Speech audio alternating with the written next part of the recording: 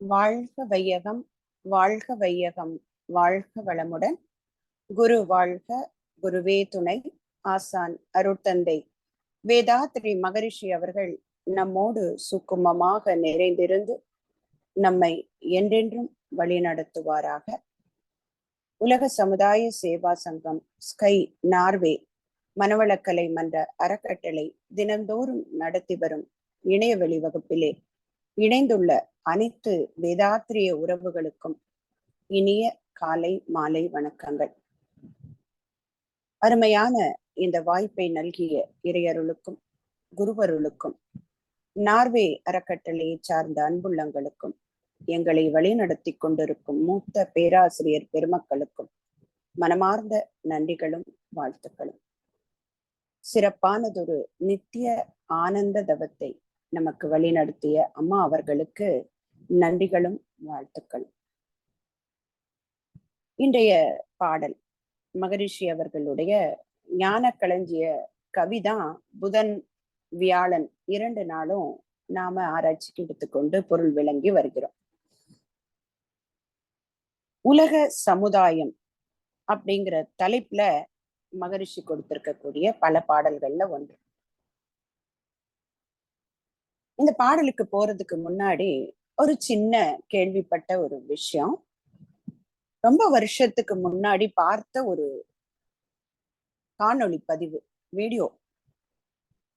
அதுல ஒரு இரட்டை குழந்தைகள், 2 பேரும் ஆண் குழந்தைகள். அவங்க பிறந்து கொஞ்ச நாள் வளர்ந்து இருக்கும் போது அவங்க அப்பா என்ன பண்றாரு, அவங்களுக்கு ஒரு சிங்கக்குட்டிய பரிசு கொடுக்கிறார். இத ரொம்ப ரொம்ப ஆசையா வளர்க்குறாங்க அந்த 2 பசங்களும். சின்ன குட்டியில இருந்து தானா அவ்வளவு அழகா அவங்களோட வளர்ந்துகிட்டு இருக்கு. அது கொஞ்சம் கொஞ்சமாக பெருசாகும் போது சமுதாயத்துல உள்ளவங்க சொல்றாங்க, சிங்கம் எல்லாம் வீட்டுல வச்சு வளர்க்க முடியாத கூடாத ஒரு விஷயம், அதனால இது அதற்கென்று இருக்கக்கூடிய இடத்துல கொண்டு போய் விட்டுடுங்க, வீட்டுல வச்சுக்க கூடாது அப்படின்னு சொல்றாங்க.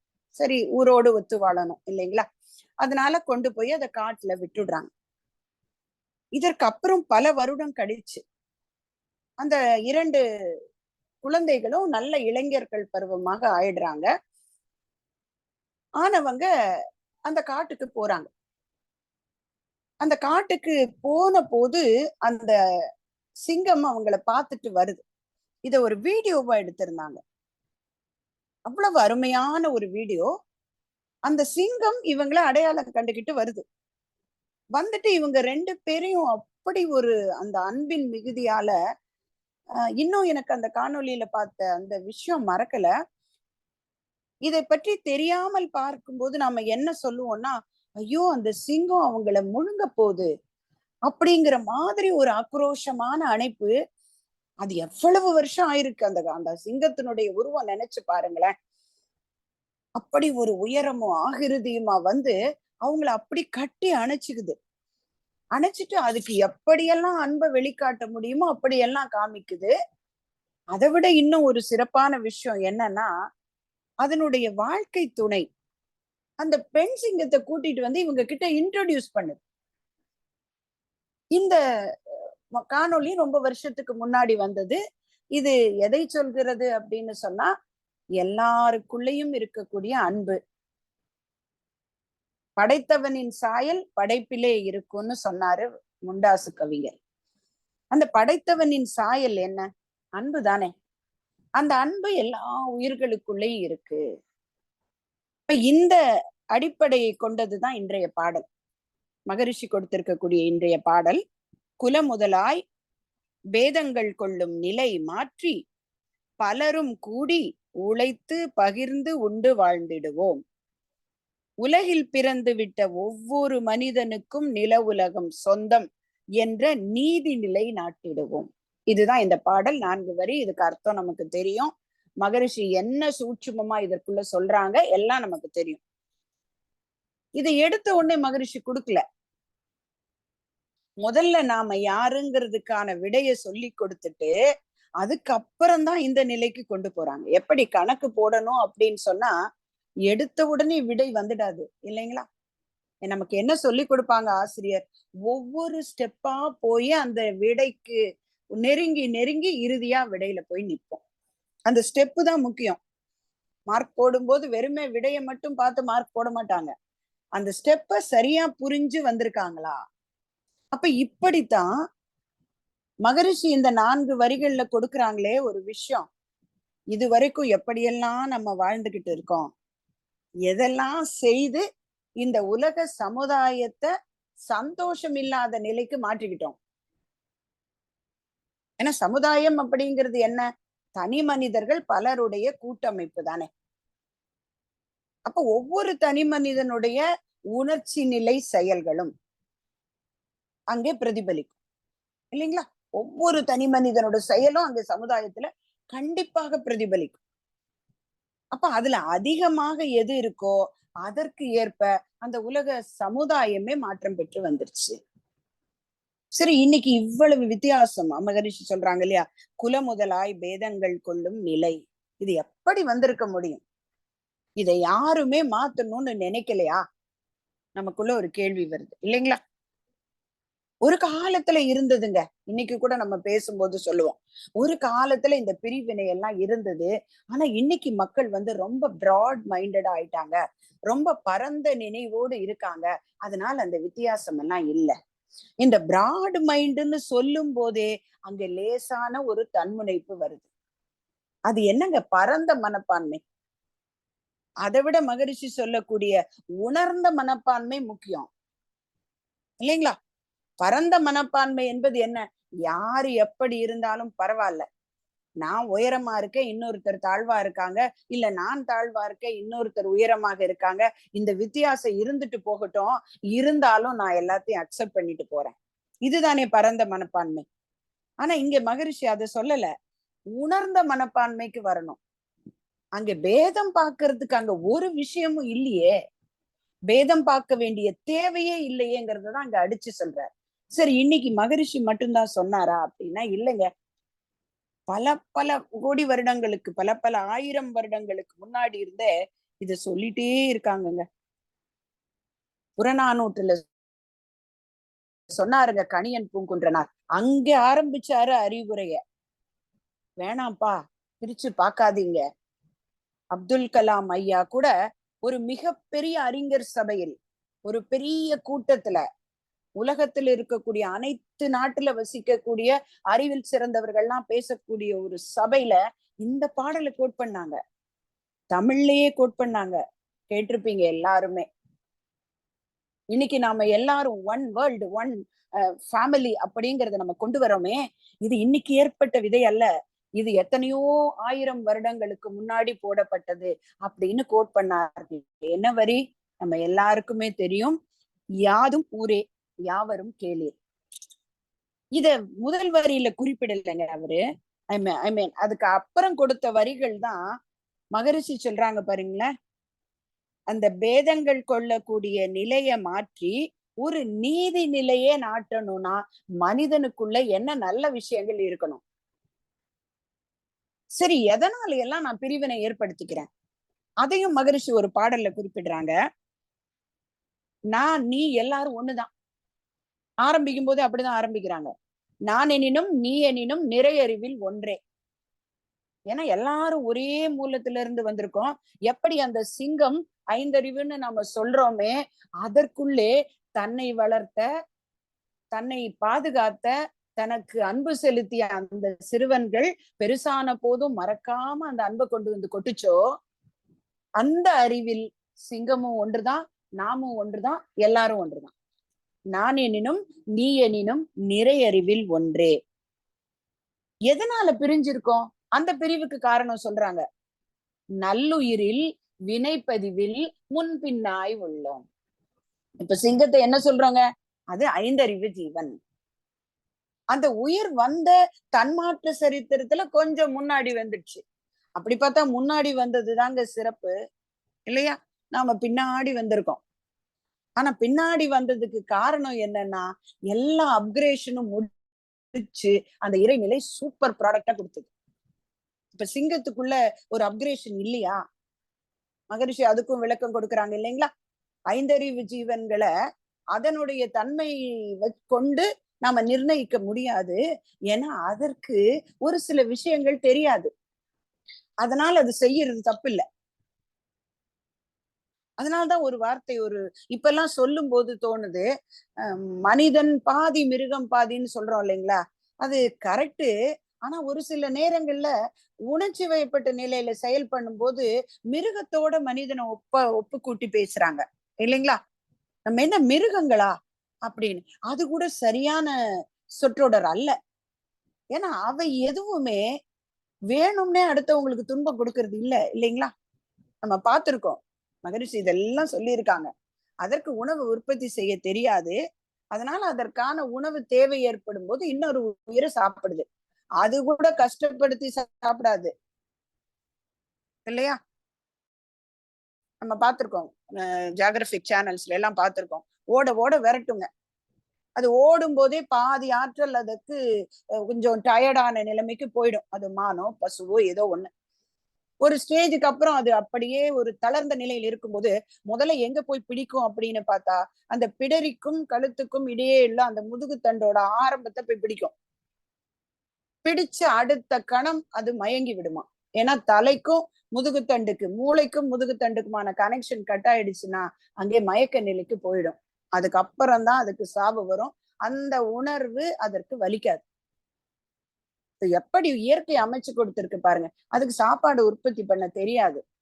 அதனால அது அந்த ஜீவனை தனக்கு தேவை இருக்கும் போது மட்டும். அதே மாதிரி அது 10 நாளைக்கு வேணும்னு பாகம் பண்ணி ஃப்ரிட்ஜ்ல எல்லாம் வைக்கிறது கிடையாது இல்லைங்களா? நம்ம நாளைக்கு இன்னைக்கு நல்லா இருந்தது, இந்த மான் ரொம்ப டேஸ்டா இருந்தது, இந்த மானை கொஞ்சம் வச்சிருப்போமே, நம்ம வீட்டுல நம்ம பையன் இன்னும் வரலையே வெளியில இருந்து, அந்த சிங்கம் வந்த உடனே கொடுப்போம்னு சிங்கமோ புலியோ நினைப்பதல்ல, நினைக்கிறது இல்ல.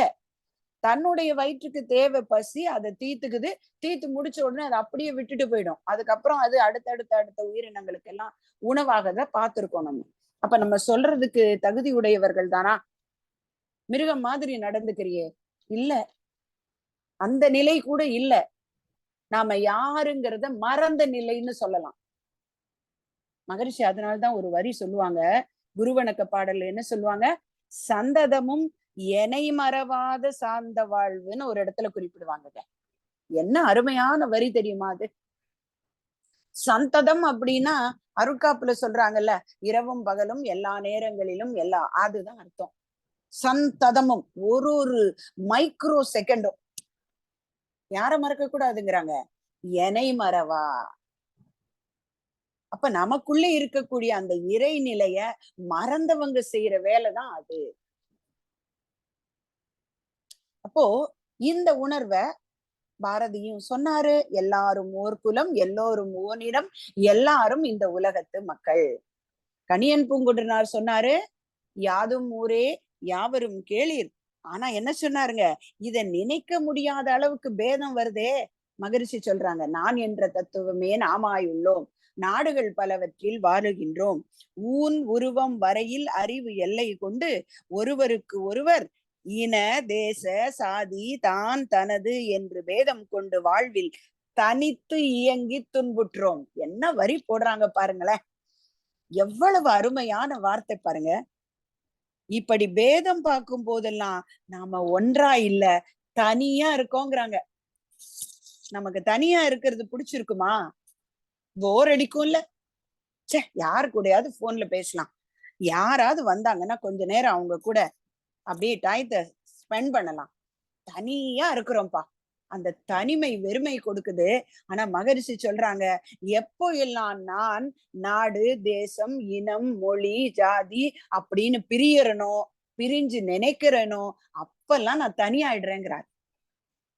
இப்ப தனியாகிறது நமக்கு பிடிச்சிருக்கா? அப்ப இதுக்கு என்ன காரணம்? அடுத்த வரியில கணியன் பூங்கொண்டனார் சொல்லிட்டார், இந்த மாதிரி எல்லாம் வருதே, இந்த மாதிரி குணங்கள் வருதே, நீ வேற நான் வேற, நீ உயர்ந்தவன் நான் தாழ்ந்தவன், நீ அந்த நாடு நான் இந்த நாடு, நீ இப்படி இருக்க நான் அப்படி இருக்க, உருவத்தால பிரிக்கிறனே, இதுக்கு எல்லாம் காரணம் நான் தான். யாதும் ஊரே யாவரும் கேளீர், தீதும் நன்றும் பிறர் தர வாரா. அடுத்த வரியில அல்டிமேட் ஆன்சர் கொடுத்துட்டாரு. இப்ப இந்த பேதம் பார்த்து வளர்ந்துகிட்டு இருக்கேனே, அதுக்கெல்லாம் காரணம் நான் என்ன மாற்றினால் ஒழிய இந்த நிலை மாறாது. அப்ப அதை மாற்றணும்னா நான் நல்ல வழிக்கு போகணுங்கிற எண்ணம் வேணும். அதை கொடுக்க வந்தவர்கள் தான் மகான்கள். இப்ப மகரிஷி கொடுத்த விஷயத்துக்கு இன்னைக்கு விழுதாக மகரிஷி கொடுத்திருக்காங்களே, ஒரு பெரிய ஒரு ஆலமர விழுது போல இன்னைக்கு இந்த ஒரு நான் யார் என்கின்ற தத்துவத்தை உணர்ந்து மனிதருள் வேறுபாட தெரிஞ்சுக்கிட்டு யாரையும் உயர்வாகவோ தாழ்வாகவோ நினைக்காம அன்பும் கருணையுமாய் அகன்ற நிலையில் நில்லு அப்படின்னு சொல்லி கொடுத்தாங்களே, அதற்கான விதைய போட்டவங்க தான் இவங்க முன்னாடி எல்லாரும். சரி, அப்போ தனித்து ஏங்கி துன்புற்ற நிலைக்கு நான் காரணம்னு தெரிஞ்சுக்கிட்டேன். இத நான் எப்படி மாத்திக்கிறது? அதுக்கு அடுத்த வரியில விடை கொடுக்கறாங்க. ஆழ்ந்து ஆராய்ந்து ஆன்ம நிலை அறிந்ததனால் பேதமற்ற அரூப சக்தி நிலையில் நாம் ஏகனானோம். இதுதாங்க ஒரே பஞ்ச். ஆழ்ந்து ஆராய்ந்து ஆன்ம நிலை அறிந்ததனால் பேதமற்ற அரூப சக்தி நிலையில் நாம் ஏகமானோம். அப்போ அந்த வரி சொல்றாங்களே, சந்ததமும் நமை மறவாத சாந்த வாழ்வு. அந்த வாழ்வு வந்ததுன்னா அந்த நிலைக்கு நாம போனோம்னா யாரையும் வித்தியாசமா பார்க்க மாட்டோம். இவங்களுடைய மதத்தை வைத்தோ, குணத்தை வைத்தோ, இல்ல இனத்தை வைத்தோ பார்க்க மாட்டோம். குணத்தை வச்சு கூட பார்க்காதேங்கிறாரு. ஏன்னா ஒருவருடைய குணம் அவருடைய பதிவுகளுக்கு ஏற்ப வெளிப்படுகிறது. ஆனால் அவருக்குள்ளே இருக்கக்கூடிய தெய்வத்தன்மையை பார்ப்போம். பகுத்துணர்வில் தொகுத்துணர்வு. அதுதான் நாம எப்படி பகுத்து பாக்குறோம். இவங்களுக்கு எனக்கு பிடிக்கும், இவங்க எனக்கு ஏத்த மாதிரி நடந்துக்கிட்டாங்க, இவங்க எனக்கு பிடிச்ச மாதிரி பேசுறாங்க, இவங்க எனக்கு ஹெல்ப் பண்றாங்க, அதனால பகுத்து பகுத்து பார்த்து பிடித்தது பிடிக்காததுன்னு ஒட்டியோ வெட்டியோ வச்சுக்கிட்டு இருந்தோம். ஆனா மகரிஷி என்ன சொல்றாங்க? தொகுத்து பார்ப்போம். அத்தனை தவறுகளுக்கு நடுவிலேனும் அங்க இருக்கக்கூடிய இறைநிலை ஒன்றுதானே. இதுதான் கிறிஸ்துவத்துல ஒரு வரி சொல்லுவாங்க, பாவங்களை வெறுக்கலாம், அதை செய்தவங்களை வெறுக்காதீங்க. செய்தவர்களை பாவிகள்னு சொல்ற அதே கிறிஸ்து அவர்களை வெறுக்காதீங்க, அவங்கள ரட்சிங்க, அவங்களுக்கு உள்ளே இருக்கக்கூடிய அந்த தன்மையை மாற்றுங்க. ஆனா நம்ம என்ன பண்ணிடுறோங்க, அந்த குணத்தை நமக்கும் அவங்களுக்குமான உணர்வு ரீதியான ஒரு உணர்ச்சி ரீதியான அந்த ஒரு தொடர்புடைய நிகழ்ச்சி அடிப்படையாக கொண்டு தள்ளி வச்சிடுறோம். அப்ப அதுதான் மகரிஷி சொல்றாங்க, உலகில் பிறந்த ஒவ்வொரு மனிதனுக்கும் நில உலகம் சொந்தம். அப்ப இததான் பிறப்புக்கும் எல்லா உயிர்க்கும் அப்படின்னு சொன்னாரு வள்ளுவர். இந்த உலகத்துல பிறந்த எல்லாருக்கும் வாழ்வதற்கான தன்மை உண்டு, சிறப்புக்கும் செய்தொழில் வேற்றுமையான. அப்ப அவரவர்கள் அந்தந்த காலகட்டத்துல செய்த தொழில்களுக்கு ஏற்ப ஒரு அடையாளம் மட்டுமே சொல்லப்பட்டது. இவங்க இந்த தொழில் செய்யறவங்க, இவங்க இந்த தொழில் செய்யறவங்க அப்படிங்கிற அடையாளம் எப்படி வந்தது? மகரிஷியும் அதை பத்தி பேசியிருக்காங்க. நம்ம பல பாடல்கள்ல பார்க்க தொடங்க போறோம். மன்னிக்கவும். அப்ப அந்த பிரிவினைக்கான காரணம் நாம நினைச்சுக்கிட்டு இருக்கோமே, யாரோ ஒருத்தர் என்றோ மனிதர்களை இப்படி பிரிச்சு போட்டுட்டாரு, இங்க இருந்து பிறந்தவங்க, இங்க இருந்து பிறந்தவங்க, இப்படி இருந்து பிறந்தவங்க அப்படின்னு எல்லாம் ஒரு கதை சொல்றாங்களே. ஆனா இன்னைக்கு பிறப்பினுடைய தன்மை தெரிஞ்ச நமக்கு எல்லாரும் ஒரே இடத்துல இருந்துதான் வந்திருக்கோம் அப்படிங்கிறத மகரிஷி உணர்த்திட்டாங்க. ஒரு திரைப்படத்துல இந்த விஷயம் ரொம்ப அழகா சொல்லப்பட்டது. PK அப்படின்னு சொல்லக்கூடிய ஒரு படம். ஆமீர் கான் அப்படிங்கிற ஒரு அருமையான மனிதர், அவரோட நிறைய படங்கள் ரொம்ப சிறப்பாக. அந்த படத்துல இதான் கான்செப்ட். வேறொரு உலகத்திலிருந்து வரக்கூடிய ஒரு மனிதர் இந்த உலகத்துக்குள்ள இருக்கக்கூடிய இந்த மாதிரியான பேதங்களை பார்த்து ரொம்ப நொந்து போறாரு. அவரால புரிஞ்சுக்கவே முடியல, ஏன் இப்படி பிரிஞ்சு கிடக்குறீங்க. அப்ப ஒவ்வொரு அதாவது பின்பற்றக்கூடிய மதங்களுக்கு ஏற்ப, அவரவர்கள் பின்பற்றக்கூடிய சம்பிரதாயங்களுக்கு ஏற்ப, இனத்துக்கு ஏற்ப எல்லாம் பிரிஞ்சிருக்கிறத பாக்குறாரு. பார்த்தவரு என்ன பண்றாரு, ஒரு ஹாஸ்பிட்டலுக்குள்ள போறாரு. உள்ள போய் ஒரு குழந்தை பிறந்திருக்கு. பிறந்த குழந்தைய தூக்கி பாக்குறாரு, பின்பக்கம் முன்பக்கம் எல்லாம் பாக்குறாரு. அவங்க கேக்குறாங்க, என்ன என்ன பாக்குற அப்படின்னு சொல்லி கேட்ட போது அவர் சொல்றாரு, இல்ல ஏதாவது சாப்பா, அதாவது ஏதாவது ஒரு ஸ்டாம்ப் குத்தி இருக்கா அப்படின்னு பாக்குறேன். என்ன ஸ்டாம்ப்? இல்ல இந்த குழந்தை வெளியில வந்த உடனே இது இந்த இனம், இந்த மதம், இந்த மாதிரி தன்மை அப்படின்னு எல்லாம் பிரிச்சு பார்த்து இன்னைக்கு இவ்வளவு பிரிவு வச்சிருக்காங்களே, அந்த மாதிரி ஏதாவது பிரிவு அங்க கொடுக்கப்பட்டிருக்கா? எவ்வளவு பெரிய உண்மை இல்லைங்களா? இதுதானே மகரிஷி உணர்த்துறாங்க. கடந்து உள்ளே சென்று பார், எல்லாவற்றையும் கடந்து ஆன்ம நிலை அறிந்ததனால் பேதமற்ற அரூப சக்தி நிலையில் நாம் ஏகனானோம் அப்படின்னு ஒரு வார்த்தை போடுறாங்க. அததான் இந்த பாடல்ல குறிப்பிருக்காங்க. இந்த வாழக்கூடிய எல்லா மனிதனுக்கும், இந்த உலகத்தில் பிறந்த ஓரறிவு ஜீவன் முதல் அசேதன பொருட்கள் முதல் 6வது அறிவு படைத்த மனிதன் வரை எல்லா உயிர்களுக்கும் வாழக்கூடிய சுதந்திரம் இருக்கு. இந்த உலகம் அனைவருக்கும் சொந்தம். ஆனா எல்லாருக்குள்ளயும் இருக்கக்கூடிய அந்த இறை உணர்வை, இறை நிலைய உணர்ந்துட்டோம் அப்படின்னு சொன்னா அங்க வித்தியாசம் தேவையில்லை. இறுதியா ஒரு கதை சொல்லி முடிக்கலாம். எல்லா மனிதனுக்குள்ளேயும் அந்த இறைவன் இருக்கின்றான், அவன் வெளிப்படுறான் அப்படிங்கிறத ஒரு கதை, ஒரு ரஷ்ய எழுத்தாளர் எழுதின கதை. இந்த கதைக்கான தலைப்பு அவர் என்ன கொடுக்கிறாரு? ஒரு மனிதன் பிறந்து விட்டான் அப்படின்னு கொடுக்கிறார். கதை எப்படி போகுது அப்படின்னா, ஒரு ஊர்ல, அந்த ஊர்ல அந்த ஆளக்கூடிய அந்த ஆட்சியாளர் இல்ல ராஜான்னு வச்சுக்கலாமே, அவர் தான் அந்த நாட்டை, அந்த ஊரை ஆண்டுகிட்டு இருக்காரு. அவருடைய மகன் இளவரசன்.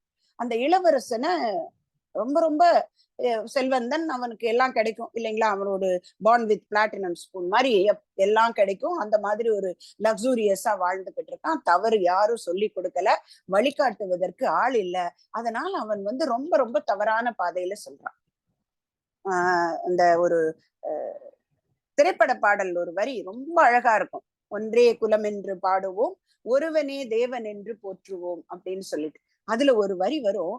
பாவமென்ற கல்லறைக்கு பல வழி என்றும் தர்மதேவன் கோவிலுக்கு ஒரு வழி அப்படின்னு சொல்லப்பட்டிருக்கு. அந்த வரிக்கு இது அடையாளமா வச்சுக்கலாம். அவன் பாவம் சேர்க்கிறதுக்கு பல வழிகள்ல போனா, தவறுகள் எல்லாம் செய்தான். பெண்களிடம் அவனுக்கு எந்த நற்குணங்களும் இல்லை, அப்படி வச்சுக்கலாமே.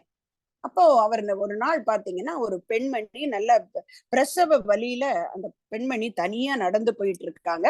அந்த பெண்மணிக்கு வலி வந்துடுதுங்க. அவங்களுக்கு அங்கே உதவுவதற்கு யாருமே இல்லை. சுத்தி சுத்தி பாக்குறாங்க, யாருமே இல்லை. அந்த பெண்மணிக்கு அப்படி ஒரு வலி தெரியும் இல்லையா?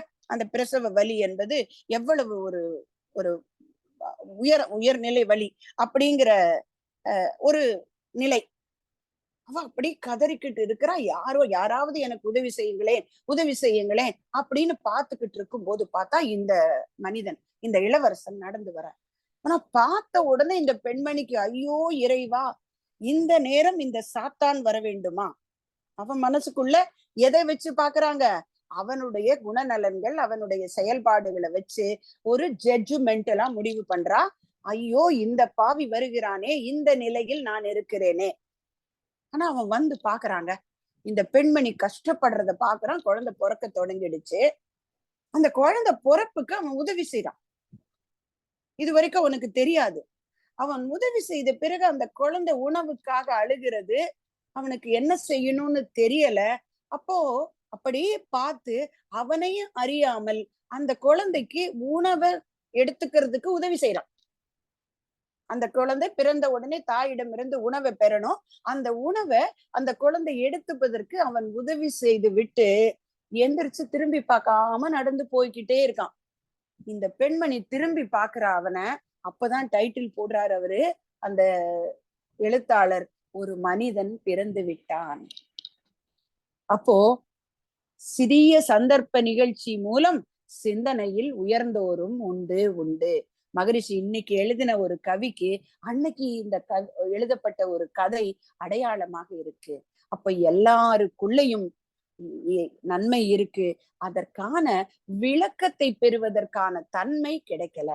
அப்ப விளக்கம் கிடைச்சிட்டா நாம உயர்நிலைக்கு போக முடியும். அப்ப அந்த விளக்கம் கிடைப்பதற்கு வேதாத்ரி மகரிஷி இன்னைக்கு கொடுத்த அத்தனையும் ஏற்கனவே கொடுத்த விதைகளின் விருட்சம். காயாகி கனியாகி அது பழுத்து இருக்கு. நம்ம வேலை என்னங்க? அந்த பழத்தை, மகரிஷி ஒரு பாடல்ல சொல்லுவாங்க இல்லையா, வித்து நிலம் உரம் தண்ணீர் காவற்கேற்ப விளைவு தரும் அதுபோல உனக்கு ஆசான் அத்துவித தத்துவ வித்து அறிவில் இட்டால் அதற்கு ஒழுக்கம் என்ற உரம், அறிவை ஒன்றும் நித்த தவம், ஆராய்ச்சி என்ற தண்ணீர், நீ சலனமுற்று அருகுணங்கள் ஆகா வித்தை எனும் காவல், இவை அனைத்தும் வேண்டும், விளைவாக நீ அடையும் கனியே ஞானம். இதுதான் சொன்னாங்களே ஒழிய இந்த ஞானக்கனி இந்த மனிதர்களுக்கு உண்டு, இவர்களுக்கு கிடையாது, இந்த தப்பு செஞ்சவங்க வரக்கூடாது சொல்லல. பஞ்சமா பாதகங்கள் செய்தவரும் வாங்க, அன்புடனே உமையும் ஏற்போம், அறிவு நிலை அறிவிப்போம்னு சொன்னாங்க. அப்படி வாழ்ந்த மனிதர் காட்டிய பாதை என்ன பாதை? அன்பு பாதை. அந்த பாதையில வித்தியாசம் கிடையாது. எல்லாரும் ஒன்று, எல்லோரும் ஒரு குலம், எல்லாருக்கும் இந்த பூமி வாழக்கூடிய உரிமையை கொடுத்திருக்கு அப்படிங்கிறத இந்த பாடல் நமக்கு விளக்குகிறது. இன்னும் ஒரு பாடலோடு நாளை சந்திப்போம். நன்றி. நல்லதொரு வாய்ப்பு தந்த அனைத்து அன்புள்ளங்களுக்கும் மனமார்ந்த நன்றி கூறி நிறைவு செய்கிறேன். நன்றி. வாழ்க வளமுடன்.